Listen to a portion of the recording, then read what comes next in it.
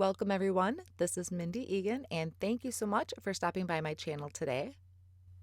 I have two Christmas card ideas that I want to share with you today, and this is featuring some ink blending and cover plate dies. Now I will be using the Snowflake Cover Die from Gina Designs, but you can apply this technique to any cover plate dies that you may have in your stash. These are very easy to recreate and yet give such a stunning effect to your Christmas cards.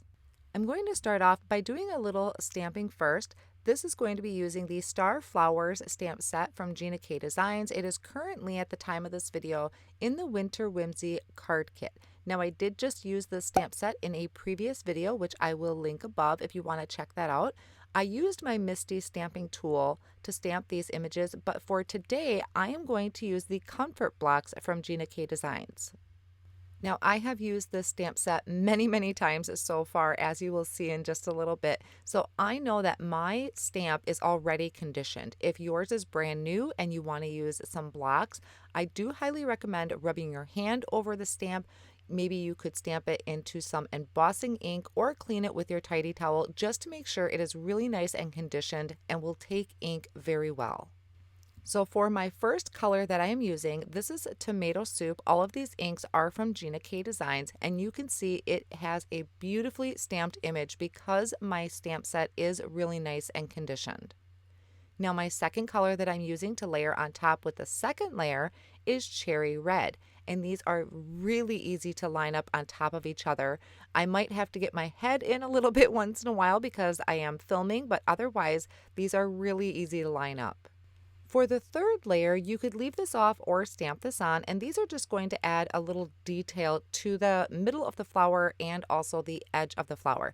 Now, before I am doing anything with this, I'm going to heat emboss this, but I did dry my cardstock. I wanted to make sure that my ink was really nice and dry, and then I had prepped it with an anti-static powder tool. Then I could stamp these details onto the flower image using my embossing ink. After I have that stamped down on both of my images, I'm going to sprinkle on some gold embossing powder and just tap off any of the excess. It's going to emboss the center of my flower and then those cute little dots that provide some detail to the edge of the petals. Then after my heat tool is warmed up, I'm going to melt that embossing powder. Also, in my previous video I shared using this stamp set, I showed a die cutting trick to line up your image perfectly with the coordinating die. I will once again link that above, but for this one I'm just going to eyeball it, and it turned out really great. I just want to make sure that I'm holding that die in place with a low tack tape. Now, here are some other ones that I had stamped. A few of them I did in blues, which were stamped in Turquoise Sea and Tranquil Teal, which are just a beautiful combination, and I will be using it on a card. Now I'm taking the Snowflake Cover Die, and I am going to line this up onto some white cardstock, hold that in place with a low tack tape or post-it tape, and now I'm going to show you this really great trick for die cutting these die plates that have a lot of intricate details to it. So I have my Spellbinders Platinum 6 machine here, I have my main platform, then I have a clean plate.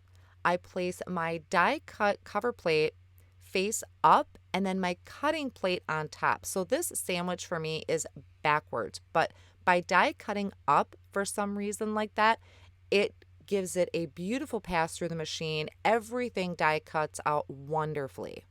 Then I can just take my craft pick. If it doesn't already fall out of your die, I just take my craft pick and I'm kind of poking through to peel off that piece, and anything that's left over, I can poke those out.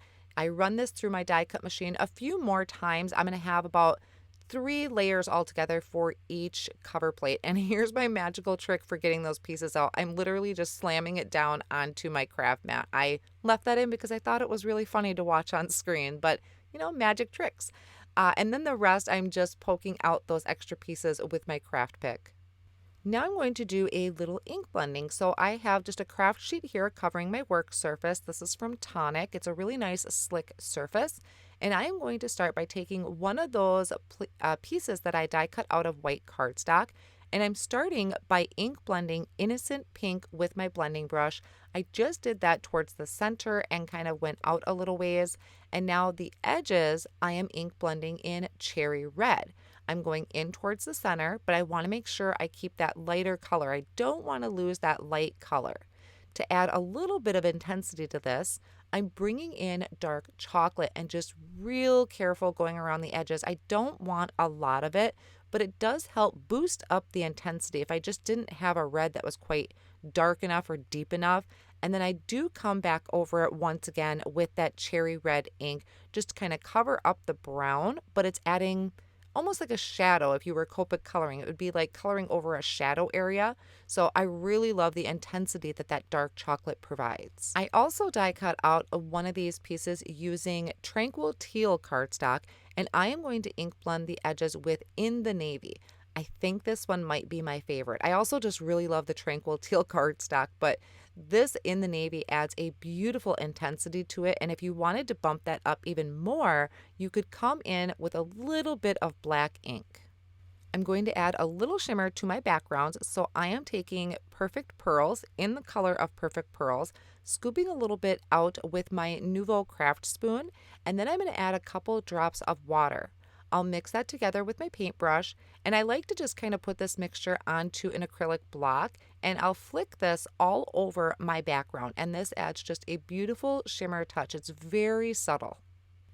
So I'll also repeat these same steps for my red background as well. Now, if you don't have any Perfect Pearls, if you have any type of shimmer spray or even maybe a liquid pixie dust, anything with some sparkle would really work here. I'm going to layer up these pieces with 3 pieces of cardstock total to add a little dimension to this. So I have 3 pieces of the Tranquil Teal cardstock all together, including the top piece. I will be using the Gina K Designs Connect Glue to adhere this. You could use double-sided adhesive sheets. You could use a spray adhesive. I really don't like spray adhesive, and honestly, I'm just a lot faster with the Connect Glue. So that is how I adhered mine together.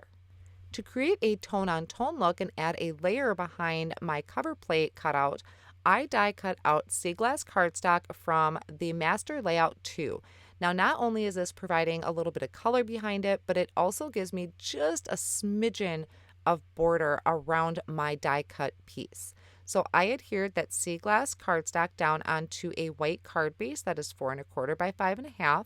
And once again, just applying that Connect Glue. I'm definitely going around the very outer edge and then just sporadically throughout the background, kind of in the main areas or the bigger areas of that piece to make sure it's adhered really well.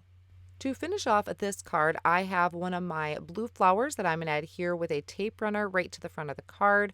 And then I have a sentiment here that it's actually from Pink Fresh Studio. These are a hot foil plate. This is the Holiday Sentiments, I believe it is. I have like 30 of these on hand. I was making a project and I just have a bunch of them. So I thought with my Christmas cards, this is a great time to start putting those to use. And then for my other card, for my red card, I will be using the Holiday Sentiment strips from Gina K Designs. I have the black sheet here that I'm lining up my sentiment strip die over. This is just going to say Merry Christmas. So I die cut out that thin sentiment.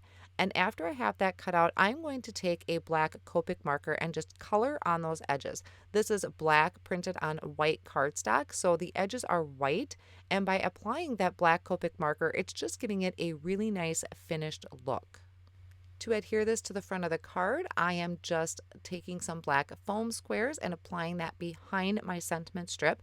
Now this one I just did white on white for my background with the Master Layouts 2. So I think that provides just a beautiful soft look to the bright red of the front of the card. And then I just finished it off with some pearls and my Connect Glue. So that completes my 2 Christmas cards here by doing some ink blending and using a cover plate die. I think this Snowflake cover plate die is absolutely gorgeous, but you could definitely use this with whatever you have in your stash. I will have all of my supplies listed down below in the video description, along with a link to my blog with some additional pictures. Here are 2 additional videos that I think you may enjoy. Thank you so much for stopping by, and I'll see you again soon.